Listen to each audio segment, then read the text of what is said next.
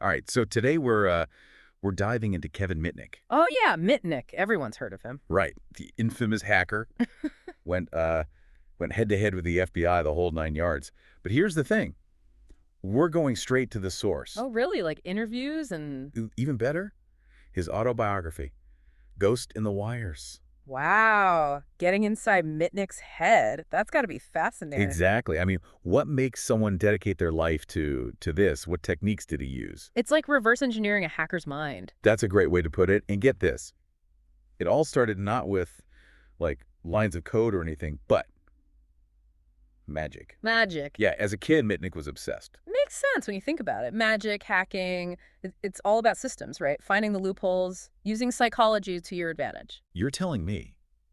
Mitnick even talks about this time he tricked a bus driver into giving him free rides. Can you imagine? Hold on, how'd he swing that? So picture this.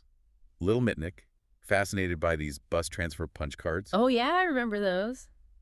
And instead of just, asking for one, he spins this whole story about needing them for a school project. No way. And it worked. The adults ate it up. They saw it as cleverness, not mischief. Wow. It makes you think, right? Like how these early experiences shape how someone sees the rules. For sure. So we've got this budding magician figuring out how to work systems to his advantage, but then comes the real turning point, and this is crucial to the whole story. Ham radio. Ham radio. Isn't that all just breaker, breaker? Yeah, but for Mitnick, it was way more than a hobby. This was like learning the language of technology itself. Ah, I see. Ham radio taught him how communication networks actually function. The nuts and bolts. The foundation for everything that comes later. Exactly. And it laid the groundwork for his next obsession: phone freaking. Phone freaking. Now we're talking. Right. Now imagine a world where you could mess with the phone system. Hmm. Make free calls, even reroute entire conversations. Sign me up. So how'd he pull that off? Mitnick, he was a natural. He talks about how much pride he took in, like, social engineering. Social engineering. Yeah. Tricking phone company employees, getting them to give him info he needed. Oh, wow. So smooth talking his way into. He knew exactly what to say, what jargon to use, and people, they just wanted to be helpful. It's amazing what people will reveal if you know how to ask right. He even got phone numbers for celebrities posing as a telephone repairman. Can you believe that? That's bold. So, wait, what did he do with all this? This is all before the internet, right? So we're talking about Mitnick, this master manipulator, still just a kid, really. And where does a guy like that go to practice those skills? High school.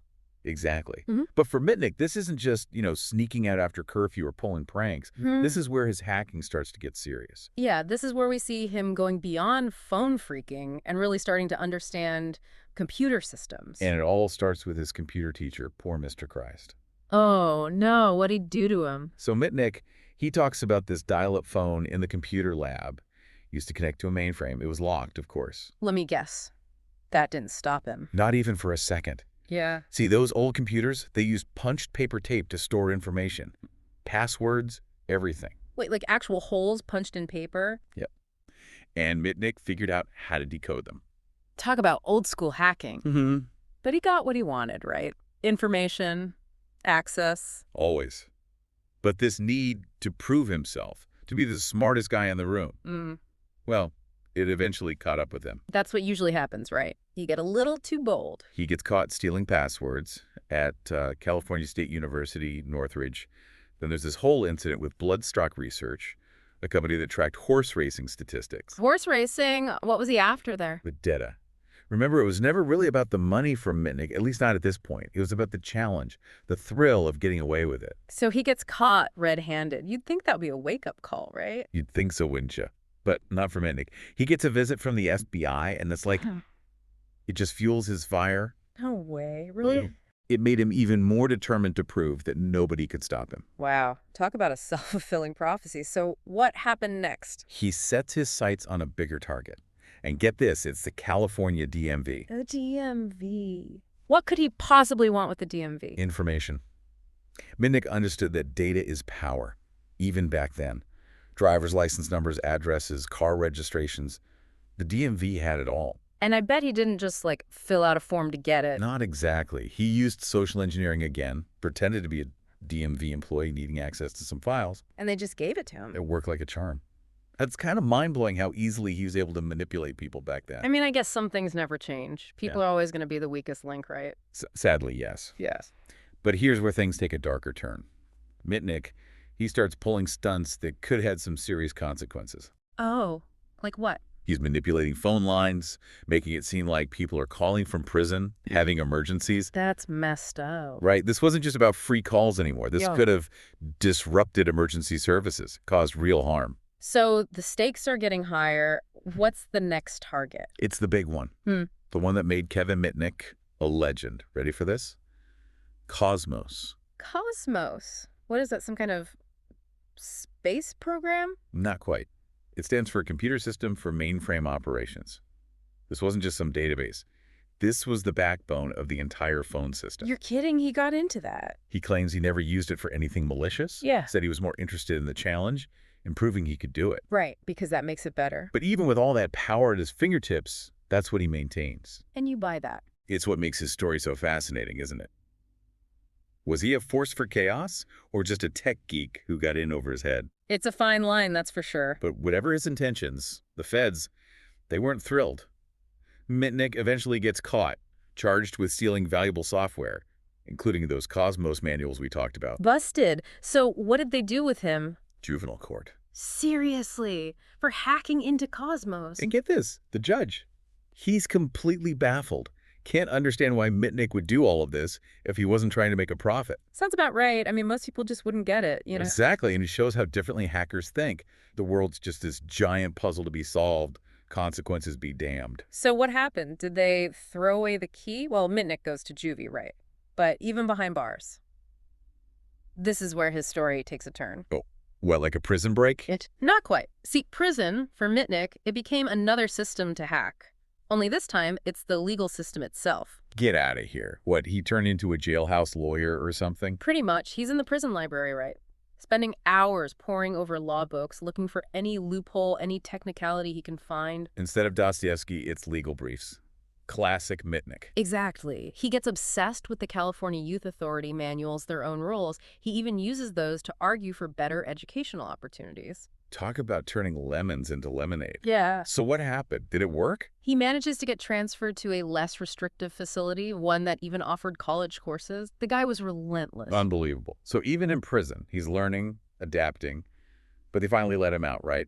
What then? He gets out, but with a catch, a very specific parole condition. No dark side hacking. Dark side hacking. Sounds ominous. What does that even mean? It became part of his legend, almost. But it shows that tension again, right? Between how Mitnick saw himself and what everyone else saw. Right. He always claimed it was about the challenge, the puzzle. But for everyone else, it was dangerous. A threat. So what happens? Does he stay clean? Not for long. He gets pulled back in. And this time, it's personal. He felt betrayed, like society was set on making him out to be a criminal no matter what he did. So he starts hacking again. Bigger targets this time. Pacific Bell, for one. The phone company. Why there? He talks about toying with them, leaving his mark just to prove he could. Like he was saying, you think I'm dangerous, I'll show you dangerous. It's unsettling. But it gets worse. Yeah. He sets his sights on the big leagues, the National Computer Security Center, a division of the NSA. He's playing with fire now. No kidding. He breaks into a system called DocMaster, which had sensitive information on NCSC employees. But still, he claims he wasn't trying to harm anyone, just curious. Right, because that makes it all okay. It's the million-dollar question, isn't it? Malicious hacker, or just reckless. We may never know the answer. But all this, it puts him on the radar of some very powerful people.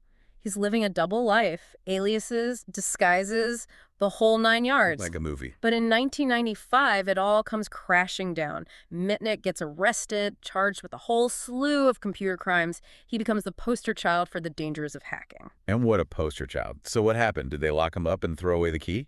5 years in prison. And even after that, strict probation, limits on his computer use. The government wasn't taking any chances.